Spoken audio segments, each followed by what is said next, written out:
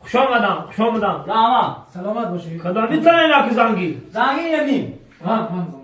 خوش آمده اکمل آکاش خوش آمده حکومت یک دماده در کاره که شب و روز خدمتی من باشم. اوه تاویی همون دمادی میخواستگی انا همی بچه لخیزه این چیکار دمادی خدمت نکنی یا چی خیسته باید بولای ما برامو داشته همه راستی ما یکم فکرم داشتم ای هم نشون بودم سرم یک دختر دارم 25 ساله اگر که بگیری 25,000 دلار آمریکایی بالاش دارم میتونی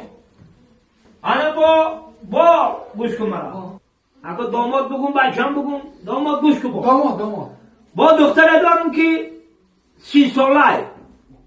اگر که او را انتخاب کنی 30,000 دلار آمریکایی میتونی انا با یک دختر دیگه دارم 40 ساله اگر که او را انتخاب کنی 40,000 دلار آمریکایی بالاش نمیتونی بگی بچم بنانه بگی زنگی دفته بنانه بخور رحمت فایدت نکنه بخور اینو انتخاب کن ما یکم چی کم نیستم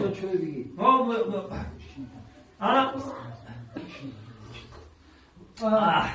خسرو جان باید خیلی اگه بگه نالیچگاه البته من یک کار دارم خسرو جان قبول 100% نخواهی با جان من میگم که یکم 70-80 سالش نداره